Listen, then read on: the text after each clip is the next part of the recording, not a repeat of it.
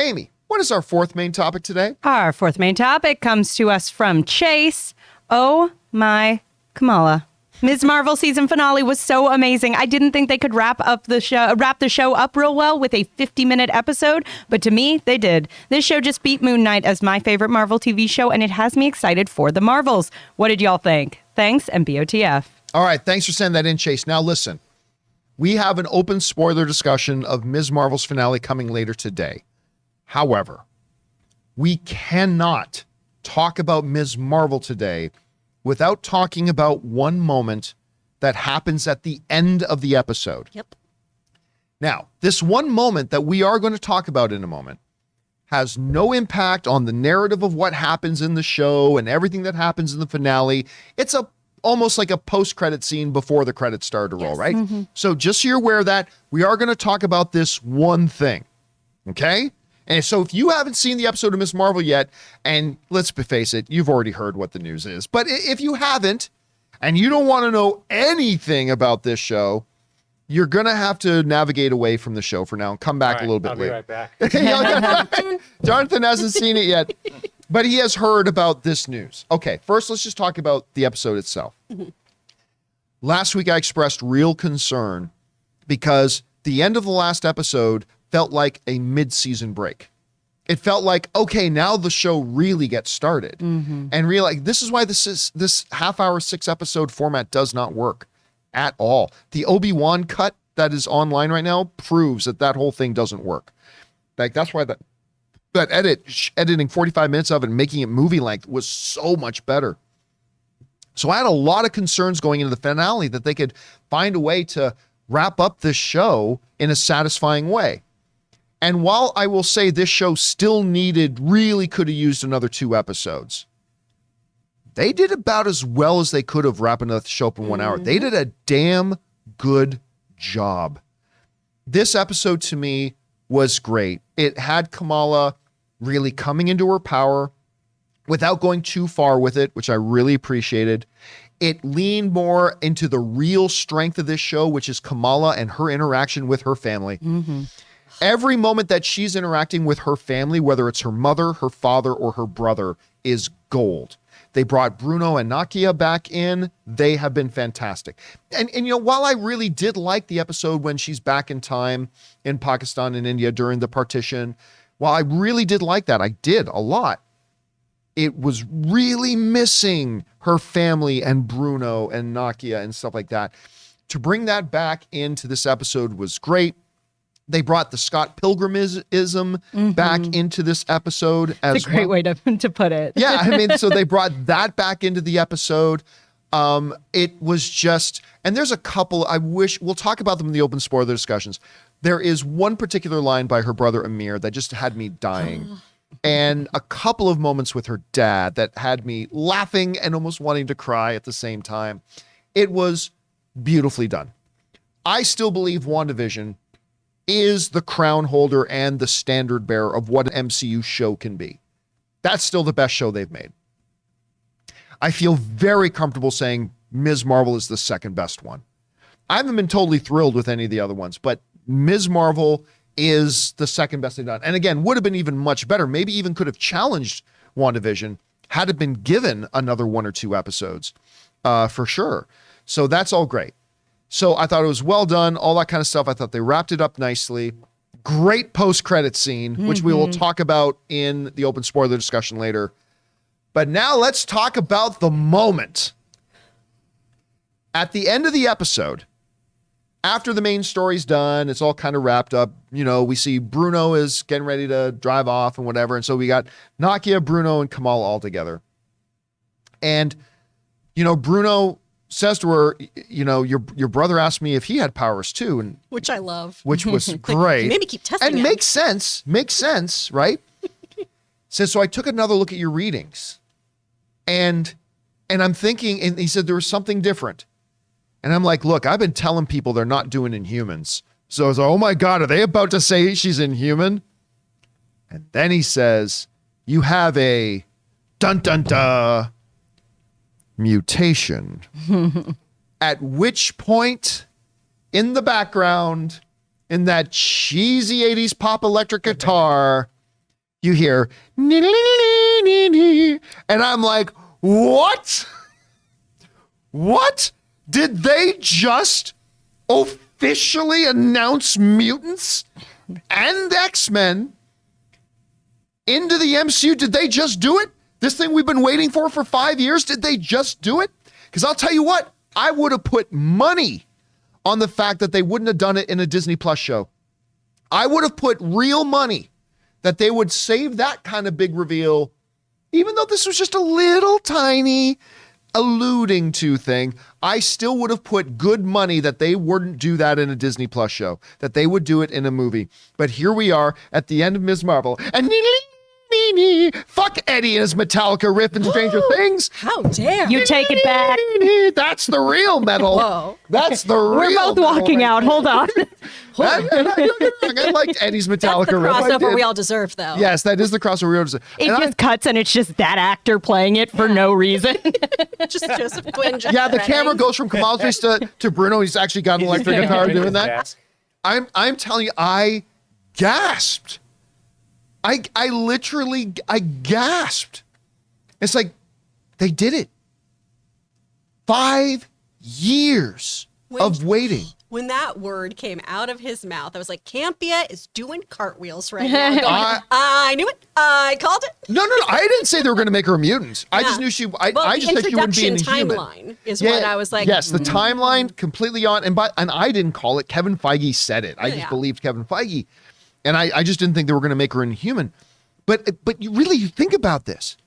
For 5 years, and every single movie, TV show, and everything that they have done in those 5 years, everybody's saying, "Oh, this is the one where they're going to introduce mutants." No, they're not, and they didn't. This is the one where they're going to introduce mutation, and they didn't. And blah. And granted, Doctor Strange, but that was Earth 838 in a multiversal thing. That doesn't really count. But here it is at the end of a Ms. Marvel show on Disney Plus. Mutation. And it's like, wait a minute. What? And then the credits start to roll. I'm like, no. Please go back. I need answers. I need some answers now. This is, and I put this in the title of the video and I stand by this. That one statement and that one holy of holies guitar riff that plays in the background as she does it. I'm going to tell you this. This is the most significant development the MCU has ever had. This is it. This is the biggest change of direction, introduction of this entirely new dimension. And I don't mean multiverse dimension. I mean the entirely new dimension of the MCU coming in. At the very least, since Nick Fury showed up at the end of the first Iron Man and said, "I'm starting something called the Avengers Initiative." Okay, maybe that one. But other than that, this one moment in this little Disney Plus show about this little Pakistani girl, this is the most significant development in the MCU in its history. And I freaked out, and it was super great too, because it would have lost some of its specialness had the episode not been really good and really solid. Yeah. It just would have felt like okay, well, they also did this great thing at the end, but you had this really good episode ending with this little quirk at the end with mentioning mutation, and then the post-credit scene, which we will talk about in the open spoiler discussion at 3:00. So I'm sitting there. It's 1 a.m. I'm like buzzing. I'm shaking. I'm like, oh my God, they did it. Did you sleep last night? Be honest. I did. Well, here's the thing. I couldn't start writing the show notes until after that episode was done because I was at that premiere, got home just in time for Ms. Marvel. So I was literally up sitting outside by my fire pit till 3 a.m. writing show notes. But I did get some sleep. I got some. The neighbors got mad because you just went every couple of minutes. I ain't gonna lie. When this show is done, between when we're done here and when we do the Ms. Marvel thing, I'm going in my office and laying on my couch and crashing for an hour. Fair. But I'm still buzzing. I'm excited. I'm thrilled. It's just amazing. Guys, we want to take a second and thank the sponsor of this video, Babbel. For most of us, learning a second language in school wasn't exactly a high point for our academic careers. Being Canadian, I had to take like 8 years of French, and I can barely string together a couple of sentences. But now, thanks to Babbel, the language learning app that has sold more than 10 million subscriptions, there's an addictively fun and easy way to learn a new language. Whether you'll be traveling abroad, connecting in a deeper way with your family, or you just have some free time, Babbel teaches bite-sized language lessons that you'll actually use in the real world. For me, being a Canadian that has moved down to Southern California, there's a lot of Spanish that's spoken around here, so I decided I wanted to learn Spanish. Babbel's 15-minute lessons make it the perfect way to learn a new language on the go. Other language apps use AI for their lesson plans, but Babbel lessons were created by over 100 language experts. Their teaching method has been scientifically proven to be effective. With Babbel, you can choose from 14 different language lessons, including Spanish, French, Italian, and German, and many others. There are so many ways to learn with Babbel. In addition to lessons, you can access podcasts, games, videos, stories, even live classes. Plus, it comes with a 20-day money-back guarantee. Start your new language learning journey today with Babbel. Right now, you can save up to 60% off your subscription when you go to babbel.com/Campea. That's babbel.com/Campea for up to 60% off your subscription. Babbel, language for life. I just want to say overall, like, hats off to the people who did the sound design on the show. Like, all the music was really good. So good. And to the little actress that was playing Kamala Khan. Iman Vellani, good Canadian girl. She's like incredible. all the comic book nerds' little sister. Yeah. Protect her with everything. Don't let Hollywood get to her. To She's go from so sweet. cosplaying And this character to being her. Yeah, she's Like, such oh. a she has talent. She plays this part really well. I'm glad she got the part. I mean, shout out to this I don't know his name, Matthew or something. Magilif. They're a family that does reactions, and I believe their son makes a cameo at the end. As one of the reactors in it. And I forget, there's the one episode in the show where after she gets home from her date with Kamran, and it goes into a musical number where she's dancing through the house, and I'm like, if everybody wasn't already in love with this girl, they're in love with her now. I don't think something like a piece of media has had me unintentionally just grinning like that sequence. Like I just like fully just did a like like without even meaning to. It was she's so delightful in this. She's so charming. So Chris, you had a chance to see the episode. General thoughts on the episode and then that ending. I love this. I was into this show from the start. I like these comics. I think they did such a great job. And it's so nice for a Marvel show to stick the landing. It's so refreshing. Yeah. Because obviously we all loved Wanda. I liked Falcon and Winter Soldier a bit more than you did. I liked Loki a bit more than you did because I love a hair flip. Go for it, Tom. Flip that hair. But a lot of it, though, has been pretty, what's the word we hate, Ray? Mid. It's all been pretty mid. And so it was really nice to see a show just actually deliver, especially with the constraints of having this lower runtime and fewer episodes and everything. This family, oh my gosh, if anything ever happens to her father, I will lose it. It is him and Wong, and I will kill somebody. Oh, my heart. But when we got to mutants, I mean, come on. It sang the song of my people. Like, the X-Men cartoon was my gateway drug into, like, nerddom, basically. Yeah. It was that, the Spider-Man cartoon, and the Sailor Moon anime made me go, I should go to my local comic book store and read about these things. And that's to blame for all of this. Thanks, Bedrock Comics in Conroe, Texas. And hearing that song, having them say this, because initially, too, I was like, oh, it's so neat that they're taking a different direction with how she gets her powers and everything. Okay, we're not doing Terrigen Mist. But that makes sense, though, right? In the other stories, Terrigen Mist basically unlocks that potential mutation in gene. the Inhumans, yeah. So it makes a lot of sense. And Inhumans is just another word for mutant. It's just a whole bunch of the same, right?